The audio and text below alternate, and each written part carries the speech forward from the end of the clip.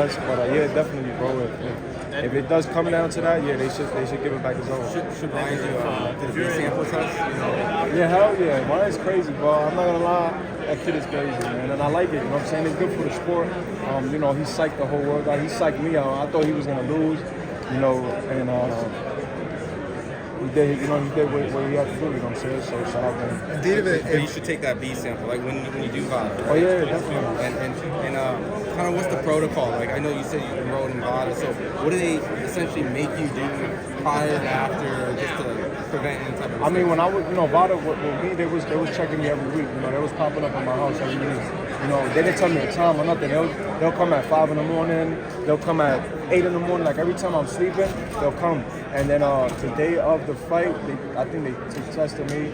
And then right after the fight, they tested me. And they took blood and everything. Do you submit your supplements in there too? Like at any point, you have to tell them, hey, this is what I'm working with. Yeah, you gotta let them know everything that you're taking. You know what I'm saying? So that they're aware of everything. You feel me? Edgar, if indeed everything comes conclusive, if you did or didn't, would you like to see a rematch? Oh, with Haney and Garcia, maybe. I mean, if it did comes out that he's that he tested positive, yeah, definitely, bro. I think he deserves it. You know what I'm saying? If you trying to get up on a person like that, I feel like you should want to fight. Edgar.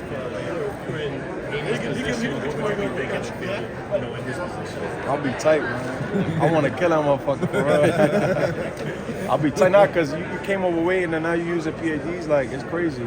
But listen, man, I hope, you know what I'm saying, that he didn't have, you know what I'm saying, that he didn't test positive for that, you know what I'm saying, I hope it's a fluke, because at the end of the day, those are both my boys, you know what I'm saying, and we grew up in the amateurs, they made millions, you know, and they doing it for the sport.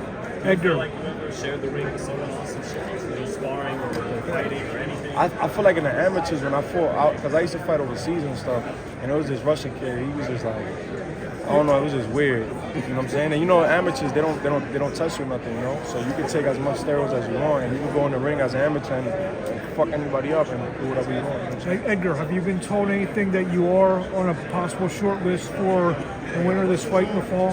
Yeah, 1,000% we're gonna make it happen. Like I said, so you believe that will be the next fight? Yeah, for sure. That's why I'm here. You know, I wouldn't be here if it wasn't like that. You know what I'm saying? I don't. You know me. I don't really pop up at fights like that, but you know, this is important. You know, this is an important weekend for me. You know, to support the Mexicans, but also, you know, for my, you know, Canelo and you know, so we can make the fight happen in September. Will you become the biggest Canelo fan on Saturday night? Yeah, I got to, man. So we can make that fight happen. Listen, that fight's gonna be the biggest fight of this year. You know, people don't understand, right? That I got a crazy backing. Like my fan base is crazy. I got the whole Puerto Rico supporting me. I'm a superstar already, so you know he knows it. I know it. That you know this is the biggest fight that could be for 2024. Who do you have winning this fight, and how do you think it's gonna play out? I want Canelo to win. I think if Canelo lands on his chin early, he's going out. I don't think you know Munguia has the chin for Canelo, but I do know that you know Canelo, Munguia's coming to fight. He's coming, you know, he's coming like a storm, you know. So Canelo just got to be on his P's and Q's. And if Canelo is not on his P's and Q's and you know alert of a lot of things, he's gonna be in for a long night. I know you saw the press conference yesterday between Oscar and him, and it felt like there was a lot of fuel that they had on it.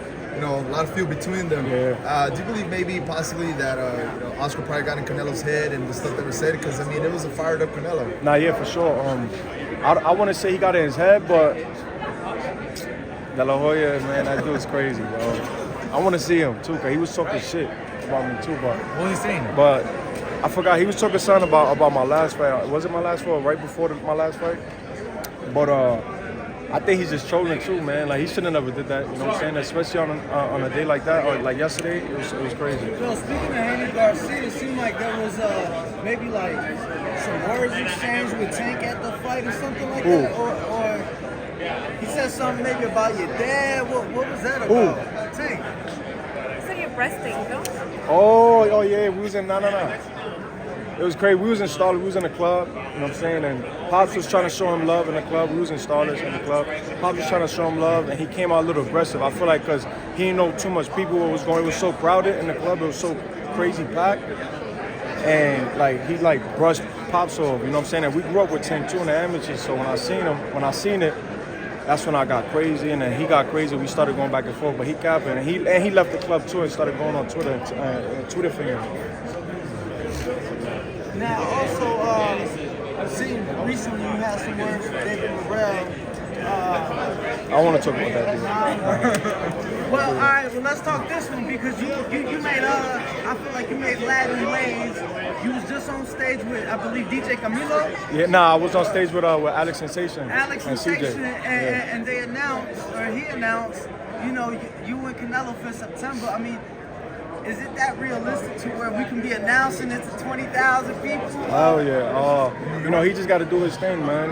Canelo got to do his thing this weekend, and we definitely gonna make it happen. You know, it's gonna be the biggest fight of 2024. I keep telling everybody that people don't understand like the magnitude of that fight. You know what I'm saying? Like you got two countries going against each other. You know, you got Puerto Rico that's a fine country, you got Mexico that's a fine country. You know, and obviously I'm a star, he's a star, so you know it just makes sense for this year to make it happen. Edgar, Jaime Munguia, you know, is the second fight with Freddie Roach. I mean, everybody has a chance when they step in the ring, right? But Yeah. obviously Canelo's experience is going to be the big factor coming in here. But do you see maybe Munguia giving him any problems maybe throughout the rounds? If so, Of course, in what fashion? Yeah, I mean, Munguia, the only thing I like with Munguia is his defense. You know, I feel like, you know, he has great legs, he has great punch output, but I feel like his defense is not there where it's supposed to be. You know, I feel like anybody can hit him. Ray Charles can hit him. Like, I'm like, so. If Canelo, like I said before, if Canelo lands on him, he's going out. It's gonna be a short night. But if Canelo can't land the shots that he wants, then he's gonna be in it for a long night. You know what I'm saying? Because at the end of the day, Munguia is a beast.